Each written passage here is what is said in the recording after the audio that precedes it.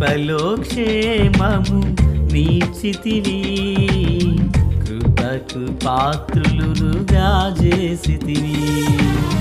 కృపలో క్షేమము నీచితివి, కృపకు పాత్రులుగా చేసితివి. కృపను గూర్చి పాడెదనేను, కృపను గూర్చి పొగడెద నిన్ను.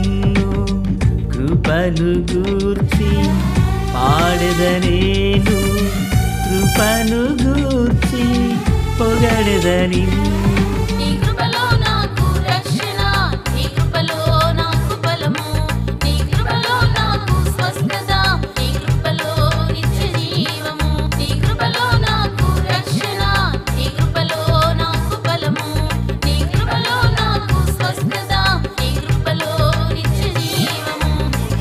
కృపలో క్షేమము నీచితివి, కృపకు పాత్రులుగా చేసితివి.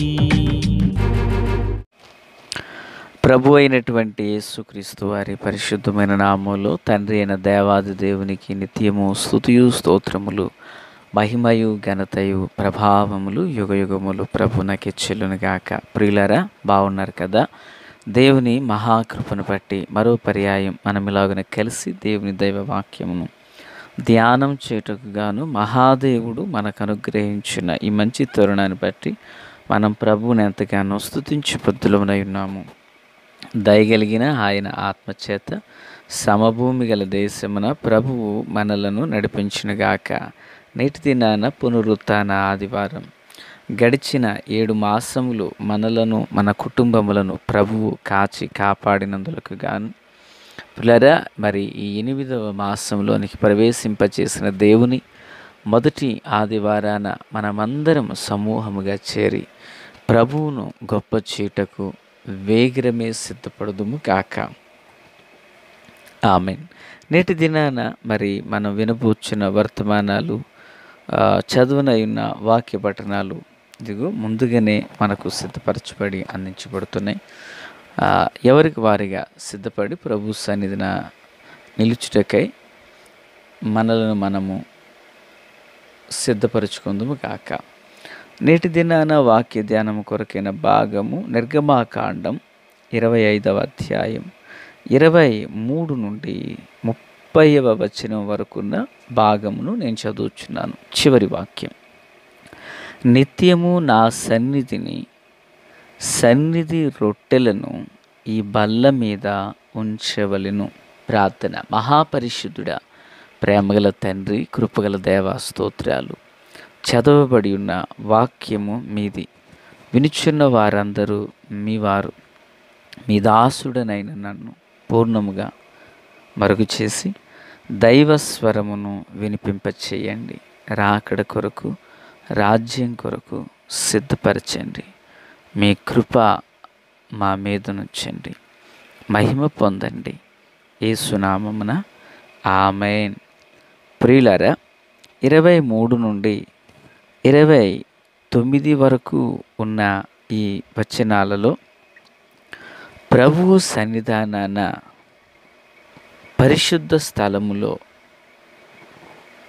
ఉత్తర దిక్కున రొట్టెల బల్ల, సన్నిధి రొట్టెల బల్ల అనేది ఒకటి ఉంటుంది.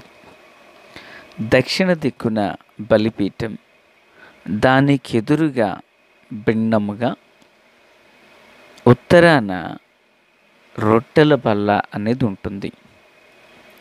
ఈ బల్ల యొక్క నిర్మాణం దేనితో చేయబడినదో, దాని మీద ఏమేమి ఉన్నాయో అనేది ఈ కొద్ది వాక్యాల్లో మనం చూస్తున్నాం. ఈ బల్లను తుమ్మకర్రతో చేసి దాని మీద బంగారు రేకును పొదిగింపచేశారు, లోహములు. ఇక తరువాత దీని యొక్క ఎత్తు. ప్రియులారా, ఈ బల్ల యొక్క మరి ఎత్తు వెడల్పును చూద్దాం. 23వ వచనం: దాని పొడుగు 2 మూరలు, దాని వెడల్పు మూర, దాని ఎత్తు 3.5 మూరెడున్నర. మేలిమి బంగారుతో దీన్ని చేశారు.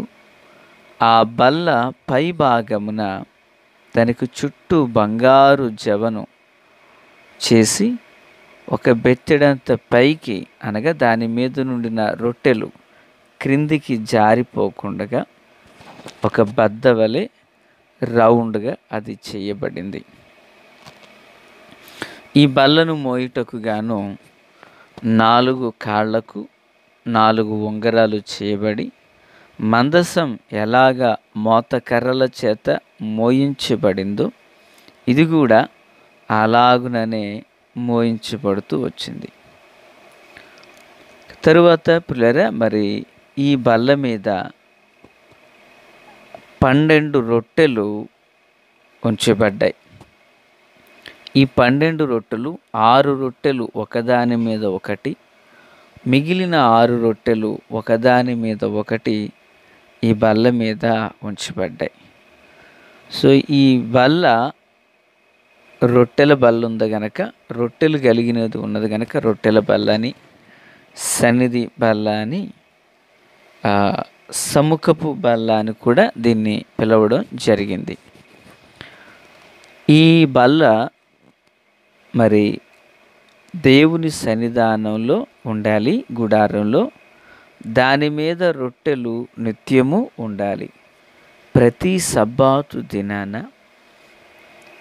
యాజకుడు ఆ రొట్టెల బల్ల మీద ఉన్న రొట్టెలు మారుస్తూ, అంటే మరి క్రొత్తవి చేసి అందును ఉంచుతూ వచ్చేవారు. ఈ రొట్టెలు యాజకులు మాత్రమే తినాలి. ఒకసారి మరి దావీదు తన మామ తరుముచున్నప్పుడు మందిరానికి వెళ్ళి, రాజు నన్ను పని మీద పంపి ఉన్నారని చెప్పి ఈ రొట్టెలను తీసుకుంటారు. తద్వారా ప్రియులారా, అక్కడ మందిరం అనేది తరువాత కాలంలో కొట్టివేయబడినట్లుగా చూస్తున్నాం. సరే, అది మరొక సందర్భం. అయితే పిల్లలు, ఇది బల్లను గూర్చి, సముఖపు బల్లను గూర్చి, సముఖపు బల్లను గూర్చినటువంటి విషయములు. అయితే మరి ఇందులో వాడిన తుమ్మకర్ర, బంగారం, మందసాన్ని గూర్చి మనం విన్నాం కదా. ఆయన మానవత్వం, దైవత్వం అందులో ఇమిడి ఉన్నది. దానికి చుట్టూరు బద్దని వేశారు, రొట్టెలు జారి పడకుండగా. ప్రియులారా, ఈరోజు మరి ఆ బల్లలో ఉపయోగించిన లోహములు కానీ, అందు చేయబడిన కొలతలే కానీ, మీది ఉన్న రొట్టెలే కానీ, ఇవన్నీ 100% ప్రభువైన యేసు క్రీస్తు యొక్క దైవత్వాన్ని ఇవి ప్రతిబింబింపచేయుచున్నవి. అలాగుననే ఒక విశ్వాసి నేర్చుకొనవలసినటువంటి ఆత్మ సంబంధమైన లోతైన సత్యము ఇందు ప్రతి దానిలో ఇమిడి ఉన్నది. ప్రియులారా, ఇప్పుడు ఈ రొట్టెలు మనము ఆధ్యాత్మికంగా పోల్చి మాట్లాడితే, మనలను ఆత్మీయంగా పోల్చి మాట్లాడితే ప్రభువును ఇందును గూర్చి మనం పాఠం నేర్చుకొనవచ్చు. అయితే ఈ బద్ద ఏం చేస్తుంది? రొట్టెలు అందు నుండి జారి పడకుండగా ఇవి చుట్టూరా బద్దెవలే ఈ బద్ద నిలవబడి ఉంది.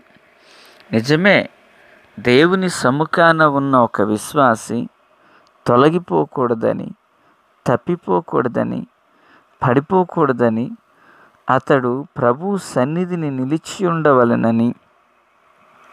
ప్రియులారా, మరి క్రీస్తు ఎలాగున ఒక మనుషుడు పడకుండగా తన కాపుదలను ఇస్తున్నారో, ఇది ఆయన భద్రతను సూచిస్తూ ఉంది. దేవునికి మహిమ కలుగునుగాక. వాక్యం సెలవిస్తుంది, యెహోవా యందు భయభక్తులు గలవారి చుట్టూ ఆయన దూత కావలి ఉండి వారిని రక్షించును అని. దేవునికి మహిమ కలుగునుగాక. ఇప్పుడు 12 రొట్టెలు ఉన్నాయి. ఈ 12 రొట్టెలు మరి అపోస్తుల సంఖ్యను, శిష్యుల సంఖ్యను, గోత్రకర్తల సంఖ్యను తెలియజేస్తూ ఉన్నాయి. ఆత్మీయులారా, మరి ఈ 12లో 6 ఒకదాని మీద ఒకటిగాను, మిగిలిన 6 ఒకదాని మీద ఒకటిని 2 భాగములుగా బల్ల మీద ఉంచబడ్డాయి. మీకు గుర్తున్నది కదూ, మరి కరుణాపీఠం మీద 2 కెరూబులు ఈ కొన ఆ కొన ఉండినట్లుగా ఇవి బల్ల మీద అలాగున పేర్చబడ్డాయి. 6 మనుషుని సంఖ్య. 6వ దినాన మన దేవుడు మనుషుని చేశారు. 66 బైబిల్లోని పుస్తకముల సంఖ్య. 666 ఇది సాతాను సంఖ్య, అందులో జ్ఞానము ఇమిడి ఉన్నది అని ప్రకటనలో మనం చదువుచున్నాం. ప్రియులారా, ఇప్పుడు ఈ 12 రొట్టెలు అపోస్తలత్వమైన శిష్యరికాన్ని సూచిస్తూ ఉన్నాయి. 6వ దినాన మనుషుడు చేయబడిన విధానంలో ప్రియులారా, మరి శిష్యులు ఆ రొట్టెలను లేక అపోస్తలత్వమును సూచిస్తూ ఉన్నాయి. ఈ రొట్టె విరవబడి మరి యాజకునికి అందించబడుతుంది. ప్రియులారా, మరి ఆనాటి కాలమందున్న అపోస్తలులు వారు కూడా విరవబడిన వారే. ఒక్కొక్కరు ఒక్కొక్క ప్రాంతానికి వెళ్ళి వారు సత్యాన్ని ప్రకటించారు. రొట్టె ప్రభువైన యేసు యొక్క ప్రేమతత్వమును సూచిస్తుంది. ఆయన నలగగొట్టబడ్డాడు కదా, అలాగుననే మెత్తని పిండి చేత చేయబడిన రొట్టెలు. రొట్టె మన ప్రభువైన యేసే. దేవునికి స్తోత్రం. ఆయన విరవబడ్డారు, అనేకులకు ఆయన అందించబడ్డారు. ఈనాడు సర్వప్రపంచంలోని ప్రజలకు యేసు అనబడిన సత్యం అలాగున అందించబడుతూ ఉంది. దేవునికి మహిమ కలుగునుగాక. ఆత్మీయులారా, బాగున్నారు కదూ. ఈ సముఖపు రొట్టెలు దేవుని సన్నిధిని నిత్యము ఉండాలని ప్రభువు మోషేతో చెప్పారు. నిజమే ఓ విశ్వాసి, దేవుని సన్నిధిని తాను నిత్యము ఉండాలి. కొంతకాలం లోకంలో, కొంతకాలం ప్రియులరా వాక్యములోని గాక. ఒక విశ్వాసి సంపూర్ణ సిద్ధి నొందుటకు గాను అతడు ప్రభు సన్నిధిలోనే నిలిచి ఉండాలి. ఆ సత్యాన్ని ఈ విషయం తెలియజేస్తుంది. రొట్టెల బల్ల, సముఖపు బల్ల దేవుని సన్నిధిని నిత్యము రొట్టెలు కలిగి ఉండినట్లుగా ఓ విశ్వాసి ప్రభు సముఖమున నిత్యము నిలుచునుగాక. తండ్రి దేవా స్తోత్రం. వాక్యం అందరి హృదయాల్లో ఫలభరితం చేసి మేలు చేత నింపి నడిపించమని, మహిమ పొందమని యేసు నామమున అడిగి వేడుకొని పొందియున్నామని నమ్ముచున్నాము మా పరమ తండ్రి. ఆమెన్. Praise the lord.